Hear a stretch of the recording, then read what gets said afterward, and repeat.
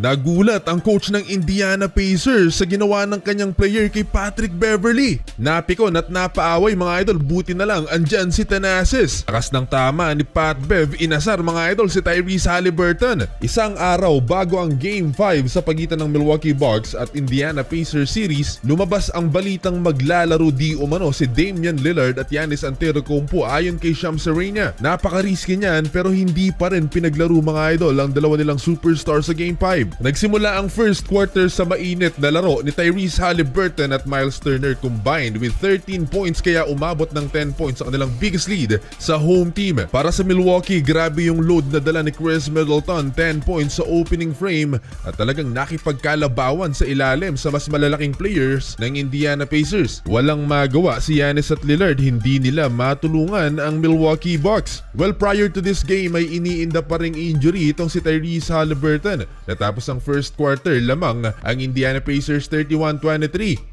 Kumana rin for Milwaukee si Bobby Portis Jr. So far may 11 points na. Pero ang nagpainit talaga ng tensyon mga idol si Obi Toppin, biglang na high blood. Natawagan kasi siya ng traveling sa harap ng box bench. Lumapit ngayon si Patrick Beverley para kunin ang bola, ayaw ibigay mga idol ng Pacers player. Tang sumunod na nangyari, nagulat na lang ang coach ng Indiana sa ginawa ng kanyang bata. Bigla na lang niyang tinulak sa bench itong si Patrick Beverley. Hindi naman mga idol pumatol si Pat Bev, buti na lang andyan ng bench goat si Thanasis Antetokounmpo na agad na pumagitna sa dalawa. Mabait yata ngayon si Scott Foster, technical foul lang ang tinawag kay Obi Toppin. After ng mainit na pisikalan na yan, Patrick Beverley spin move kay Tyrese Haliburton and one, napa too small gesture pa mga idol si Pat Bev kay Tyrese. Sabay trash talk sa superstar ng Indiana Pacers. Nakaganti ng floater si Haliburton pero another one for Patrick Beverley. Binuli naman niya si Andrew Nembhard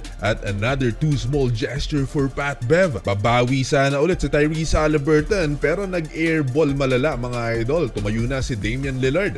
Nagtuloy-tuloy ang run ng Milwaukee Bucks hanggang sa nakalamang nga sila sa Indiana Pacers. Natapos ang first half 53-48 at big impact sa second quarter si Patrick Beverley na nagtala na ng 12 points on 4 of 5 shooting. Nakatulong din off the bench for Milwaukee si Pat Connaughton. 11 points naman so far si Tyrese.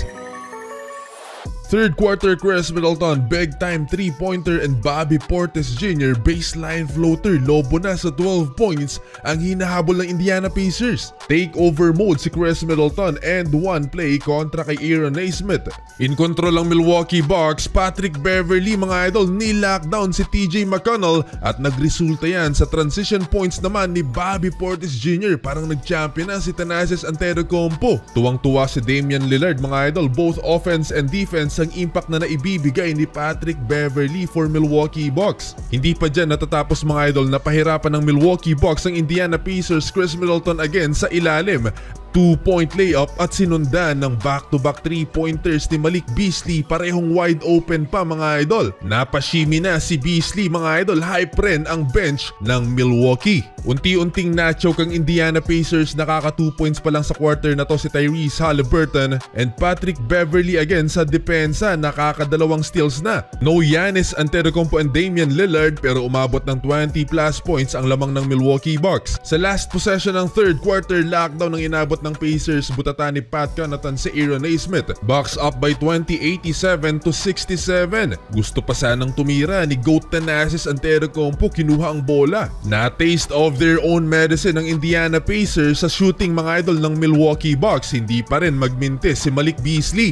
Nakakatatlong 3-pointers na, consistent rin si Brook Lopez shooting 55% sa field at parehong double-double na mga idol si Middleton at Portis Jr. 10-minute mark ng final quarter, nagparamdam si Tyrese Haliburton 3-pointer. Nag-mini run ang Indiana Pacers na ibaba nila sa 18 points ang lead ng Milwaukee. To stop the run, another 3-pointer for Malik Beasley at napatalon pa si Giannis. Kakaiba ang series na to mga idol, puro asaran. Eto, Bobby Portis Jr. binuli si Pascal Siakam at nag-too small na rin, nahawaan na ni Pat Bev. Frustrated si Pascal Siakam mga idol, nakikipagsagutan na rin sa bench ng Milwaukee. Final 5 minutes, sumuko na ang Indiana Pacers, nilabas si Tyrese Haliburton at lumaki palalo mga idol ang lamang ng Milwaukee Bucks. Hole panalo ang Milwaukee Bucks at posible nang maglaro si Damian Lillard sa Game 6.